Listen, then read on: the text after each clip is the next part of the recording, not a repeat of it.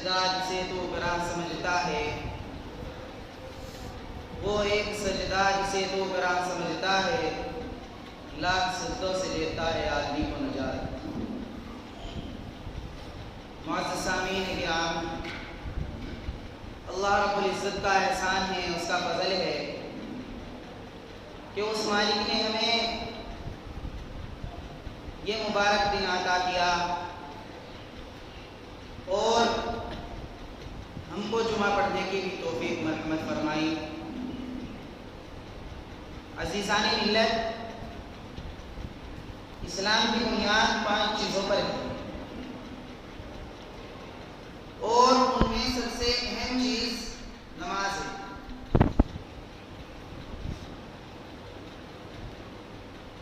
अल्लाह रब्बुल इज़्ज़त ने इंसानों के ऊपर, तमाम मुसलमानों के ऊपर 5 वक्त की नमाजों को फ़र्ज किया है। कुरान करीम में फरमाया, इन्ना सलात कानत अलल मुमिनीना किताबन मौक़ूता, कि तमाम मुसलमानों पर नमाज फ़र्ज है उनके मुकर्ररा वक्तों में, यानी जो उनके वक्त मुकर्रर कर दिए गए हैं उनमें ही 5 नमाजें हर मुसलमान पर फ़र्ज है, चाहे वो मर्द हो या औरत हो। लेकिन आज मुसलमान इस नमाज का मजाक बनाए हुए है। अगर किसी मुसलमान ने फजर की पढ़ ली तो जोहर की छोड़ देता है, और अगर जोहर पढ़ ली तो असर की गायब कर देता है, असर पढ़ ली तो मगरिब छोड़ देता है, मगरिब पढ़ ली तो ईशा को छोड़ देता है।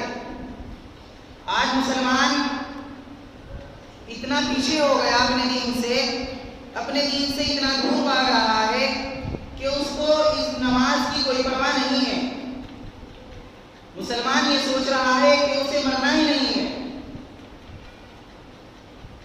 उसको किसी को जान देनी ही नहीं है।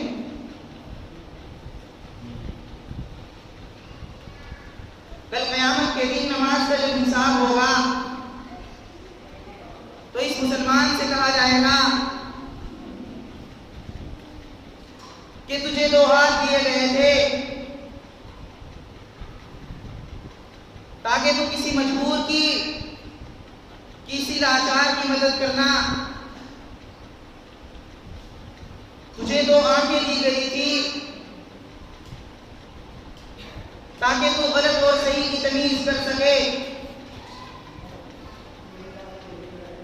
तुझे 2 टांगें दी गई थी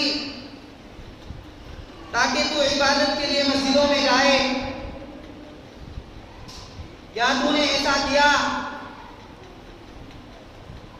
क्या तूने किसी लाचार की मदद की? क्या तूने इन पांव से चलकर मस्जिद तक गया? क्या तूने कभी तहज्जुद की नमाज पढ़ी सिर्फ रमजान के अलावा? बहुत से लोग ऐसे हैं कि रमजान में सिर्फ तहज्जुद पढ़ते हैं। तहज्जुद सिर्फ रमजान के लिए नहीं है, तहज्जुद इंसान की पूरी जिंदगी के लिए है। सहाबाए किराम के वाक़यात को देखिए कि बदर का मैदान लगा हुआ है, सहाबाए किराम जंग लड़ रहे हैं, तलवारों से जख्मी हैं, किसी को तीर लगे हुए हैं, लेकिन सहाबाए किराम का हाल क्या था? सहाबाए किराम ने कमर पे भी तीर खाए, अपनी पुष्ट पे तीर खाए, अपने सीने पे भी तीर खाए, लेकिन नमाज से रुख ना किया। नमाज भी पढ़ रहे हैं और जंग भी कर रहे हैं। लेकिन आज का मुसलमान सिर्फ क्या सोचता है कि अल्लाह रब्बुल इज़्ज़त ने उसको जिंदगी दी, इसको ऐश के साथ गुजार दे, इसको आराम के साथ गुजार दे। हमारा तो वो हाल है कि आज हमको नरम गद्दे मिल रहे हैं तो भी हम नमाज कज़ा कर रहे हैं, तो भी हम नमाज छोड़ रहे हैं। आज हमारे पास पैसा है, हम पैसे की धुन में लगकर नमाज को छोड़ रहे हैं। आज हमारे पास घर बार है तो हम घर बार की चक्कर में आकर नमाज को छोड़ रहे हैं। आज हमारे पास औलाद है तो औलाद की कमाई के लालच में हम नमाज को छोड़ रहे हैं। याद रखो, ये नमाज तुम्हारे कब्र में भी काम आएगी, तुम्हें जन्नत तक लेकर जाएगी।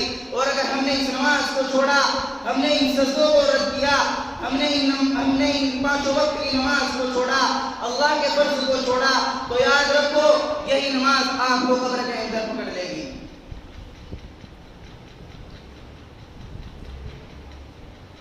कोई वली नमाज के बगैर वली नहीं बन सकता, कोई अब्दाल नमाज के बगैर अब्दाल नहीं बन सकता, कोई कुतुब नमाज के बगैर कुतुब नहीं बन सकता। अगर इंसान नमाज पढ़ता है और उसने दाढ़ी भी रख रखी है, उसका रहन सहन अच्छा है, वो नमाज के लिए मस्जिदों में जाता है,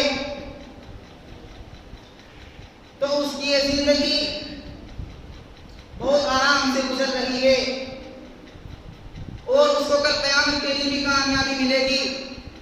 और अगर इंसान नमाज नहीं पढ़ता और चेहरे पर दाढ़ी रखी हुई है, उसके घुटनों में अल्लाह रब्बुल इज्जत ने ताकत भी दी है कि मेरा बंदा ताकि मस्जिदों में जाए, और उसको आंखें भी अता की है कि ताकि मेरा बंदा सही और गलत की तमीज कर सके। लेकिन अगर इंसान नमाज को छोड़ रहा है तो उसका ये दाढ़ी रखना, उसका इस ताकत पर इकराना कोई काम नहीं आएगा। कल कब्र के अंदर सबसे पहले नमाजी का हिसाब होगा। आज हमारा हाल क्या है? हमने अपनी बिरादरी के अंदर, अपने गांव के अंदर, अपने शहरों के अंदर, अपने कस्बों के अंदर मस्जिदें बहुत अच्छी अच्छी बनाई हैं। सोच तो ये रहे हैं कि मस्जिदें 5 बीघे में होनी चाहिए या 10 बीघा में होनी चाहिए। अरे तुम 1 बीघा में मस्जिद बनाओ, आधे बीघा में मस्जिद बनाओ, लेकिन उन मस्जिदों को आबाद करो, नहीं तो कल क़यामत का दिन होगा और तमाम बिरादरी वाले जितने इस मस्जिद के महल्ले में रहते हैं सबकी पकड़ होगी कि आ जाओ सब यहाँ, सब मोहब्बतपुर वाले यहाँ आ जाओ, सब कैलाशपुर वाले यहाँ जमा हो जाओ, हश्र का मैदान कायम होगा और अल्लाह रब्बुल इज्जत फरमाएंगे कि बताओ तुम्हें पैसा भी दिया गया था, तुमने उसको मस्जिद में भी लगाया था, तुमने उसको अल्लाह की राह में खर्च भी किया था, लेकिन बताओ क्या तुमने कभी उसमें नमाज पढ़ी? क्या तुमने कभी पाबंदी से 5 वक्त की नमाज पढ़ी? बहुत से लोग तो ऐसे हैं कि सिर्फ ईद की नमाज पढ़ते हैं और अगले साल ईद की ही पढ़ने के लिए आते हैं, और बहुत से लोग ऐसे हैं कि सिर्फ जुमा पढ़ने के लिए आते हैं और अगले हफ्ते जुमा ही आके पढ़ते हैं। मेरे दोस्तों, कल क़यामत के दिन इसका भी हिसाब होगा कि तुमने मस्जिदें तो बहुत अच्छी तामीर की थी कि आ जाओ सब आगे आ जाओ, और इस महल्ले वाले भी सब आगे आ जाओ, क्या बताओ मुझे क्या तुमने इन मस्जिदों को आबाद किया था?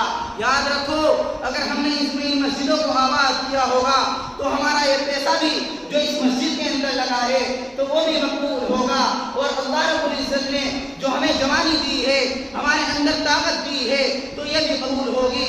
हमने अल्लाह की राह में एक सजदा भी आजिज़ी के साथ, इंकिसारी के साथ किया, खुशू के साथ किया, तो खुदा की कसम हमारा एक सजदा भी हमारे निजात का जरिया बन सकता है।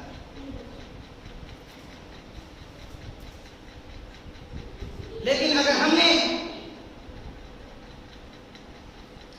इन नमाजों को ठुकराया, अगर कोई इंसान कहेगा कि अल्लाह तूने मुझे औलाद दी थी, तूने मेरे 5 बच्चे दिए थे, इसलिए मैं उनकी कमाई की लालच में आकर मैं नमाज न पढ़ सका, तो भी उस बंदे के सामने हजरत याकूब अलैहिस्सलाम को पेश किया जाएगा कि मैंने तो याकूब अलैहिस्सलाम को बड़ा औलाद दी थी, बताओ उन्होंने कौन सी नमाज छोड़ी, बताओ उन्होंने कौन सा अल्लाह का फर्ज छोड़ा।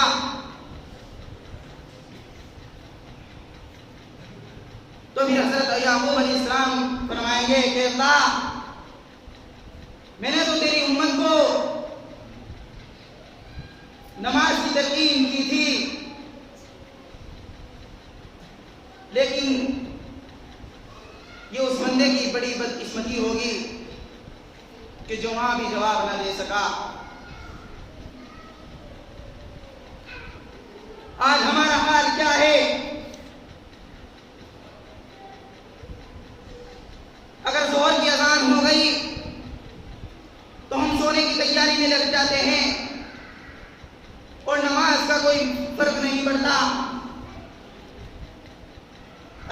हो गई तो हम कमाई के अंदर रहते हैं और कहते हैं कि हम कमा रहे हैं, अल्लाह माफ फरमाएगा। मगरिब की अजान होगी तो हम सफर में होंगे, ईशा की अजान होगी तो आराम करने पे लग जाएंगे और फिर यह हाल होगा कि फजर में आंख भी नहीं खुलेगी।